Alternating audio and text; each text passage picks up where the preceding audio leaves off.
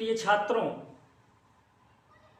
आपका हमारे YouTube channel Education Revolution by Puneet Satyarthi पर आपका हार्दिक स्वागत है।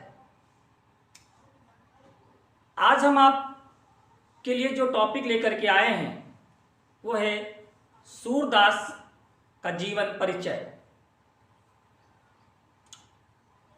जो छात्र नोट डाउन करना चाहते हैं कर सकते हैं, परीक्षा की दृष्टि से महत्वपूर्ण है। हमने यहाँ पर सूरदास का जो है संक्षिप्त परिचय दिया है और विस्तृत जानकारी पर भी चर्चा करेंगे। तो देखते हैं कि सूरदास हिंदी के भक्ति काल के महान कवि थे। हिंदी साहित्य में भगवान श्री कृष्ण के अनन्य उपासक और ब्रजभाषा के श्रेष्ठ कवि महात्मा सूरदास के जीवन के विषय में निश्चित रूप से कुछ भी नहीं कहा जा सकता।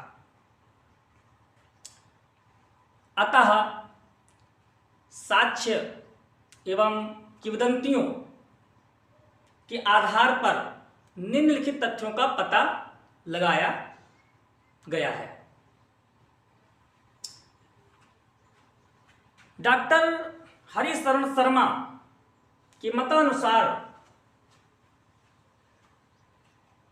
संत शिरोमणि सूरदास जी का जन्म सन 1478 ईसा के आसपास, ईस्वी के आसपास मथुरा से आगरा जाने वाले सड़क पर स्थित रूनकता के निकट सीही नामक ग्राम को माना जाता है। हमने यहाँ पर दर्शा भी दिया है कि कुछ विद्वान रूनकता को भी मानते हैं, कुछ विद्वान सीही को भी मानते हैं।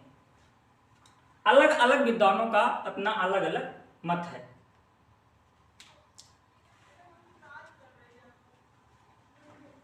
ये सारस्वत ब्राह्मण थे। इनका उपनाम मदन मोहन था। मदन मोहन इनका नाम क्यों पड़ा, किस लिए पड़ा, यह भी हम लोग जान लेते हैं, चर्चा कर लेते हैं कि इनका जो उपनाम है, इनका जो बचपन का नाम है वो मदन मोहन क्यों पड़ा। मदन मोहन इसलिए पड़ा क्योंकि सूरदास जी बचपन से ही कृष्ण की भक्ति में रुचि रखते थे। कृष्ण भक्त होने के कारण इनका नाम मदन मोहन भी कहा जाता है या मदन मोहन के नाम से भी जाना जाता है। ये सारस्वत ब्राह्मण थे। इनके पिता का नाम पंडित रामदास सारस्वत था, जो कि एक गायक थे। इनकी माता का नाम जमुना दास, इनकी माता का नाम जमुना दास। ये पहले राम भक्त थे, किंतु बाद में स्वामी वल्लभाचार्य अर्थात पुष्टि मार्ग के संस्थापक स्वामी वल्लभाचार्य जी से दीक्षा लेकर के कृष्ण भक्ति में लीन हो गए और सूरदास जी ने महाप्रभु वल्लभाचार्य जी के आज्ञा पर कृष्ण चरित्र का भी गान किया। यानी कि सूरदास जी के जो गुरु थे महाप्रभु वल्लभाचार्य जी हैं थे, जो कि पुष्टि मार्ग के संस्थापक थे।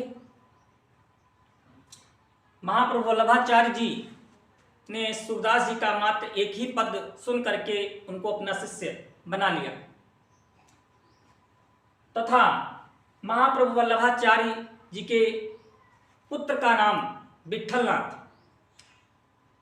विट्ठलनाथ ने अष्टछाप कवियों की स्थापना की, जिसमें 8 कवियों का समूह था और 8 कवियों में सबसे सर्वश्रेष्ठ जो कवि थे वो सूरदास जी ही थे। उन 8 कवियों के नाम कुछ इस प्रकार से हैं: कुंभनदास, सूरदास, कृष्णदास, परमानंदास, गोविंददास, छीत स्वामी, नंददास और चतुर्भुज दास शामिल थे। जो सबसे ज्येष्ठ कवि थे वो कुंभनदास थे, कनिष्ठ जो थे वो नंददास थे, जो सबसे सर्वोपरि थे उनका नाम संत शिरोमणि सूरदास जी है। और सूरदास को कुछ लोग पृथ्वीराज चौहान के समकालीन चंद्रवरदाई के वंशज भी मानते हैं। सूर अंधे थे या जन्मांध थे या बाद में अंधे हुए, इस विषय में विद्वानों के भी मतभेद हैं। कुछ विद्वानों का मानना है कि यदि सूरदास जन्मांध होते, जन्म से अंधे होते, तो क्या लीला पुरुषोत्तम भगवान श्री कृष्ण की बाल लीलाओं का सचित्र वर्णन, सजीव वर्णन, श्रृंगार रूपी राधिका का सजीव वर्णन, गोपियों का वर्णन बिना देखे संभव नहीं हो सकता है, साक्षात देखे संभव नहीं हो सकता है। इसलिए कुछ विद्वानों का मानना है कि वो जन्मांध नहीं थे। ये विद्वान मानते हैं कि वो जन्मांध नहीं थे, अपितु किसी ग्लानिवश या लाक्षणिक रूप से या किसी अन्य कारणवश उन्होंने अपने आप को जन्मांध बताया हो।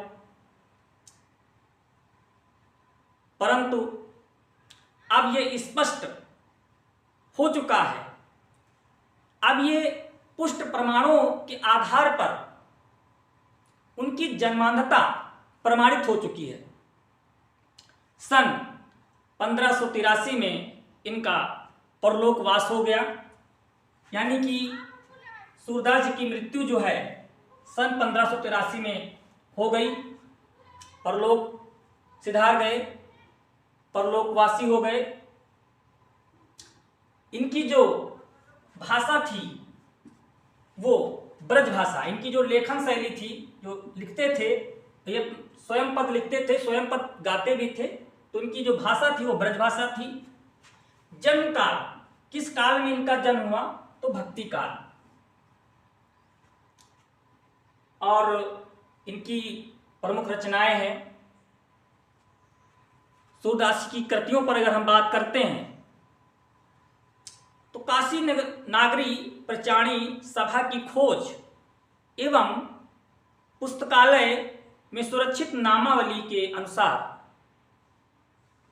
या आधार पर सूरदास जी की 25 रचनाएं पाई गई हैं, परंतु 3 रचनाओं के प्रमाण उपलब्ध हैं, बाकी के प्रमाण उपलब्ध नहीं हैं। इसलिए सूरदास जी की मुख्य रूप से, प्रमुख रूप से 3 रचनाएं मानी गई हैं। कौन कौन सी हैं? सूरसागर, सूरसारावली और साहित्य लहरी। ये सूरदास जी की 3 प्रमुख रचनाएं हैं। अब हम बात करेंगे कि सूरसागर क्या है, सूर सागर में किस बात का वर्णन है, सूर सागर में हमें क्या मिलता है, यानी कि सूर सागर में क्या है, किसका वर्णन है, इस पर चर्चा करते हैं। जो सूर सागर है, इस सूरदास जी की सर्वमान्य प्रमाणिक रचना है और श्रीमद् भागवत के आधार पर सूर सागर में पदों की संख्या 1.25 लाख बताई जाती है। यानी सूर सागर में 1.25 लाख पद बताई जाती है, लेकिन वर्तमान संस्करणों के आधार पर देखा जाए तो इसमें लगभग 10,000 पद ही उपलब्ध हैं। कितने? 10,000 पद उपलब्ध हैं सूर सागर में। और इसमें क्या है कि श्री कृष्ण की बाल लीलाओं का वर्णन है, गोपी प्रेम का वर्णन है, उद्धव गोपी संवाद का वर्णन है, गोपी विरह का वर्णन मिलता है।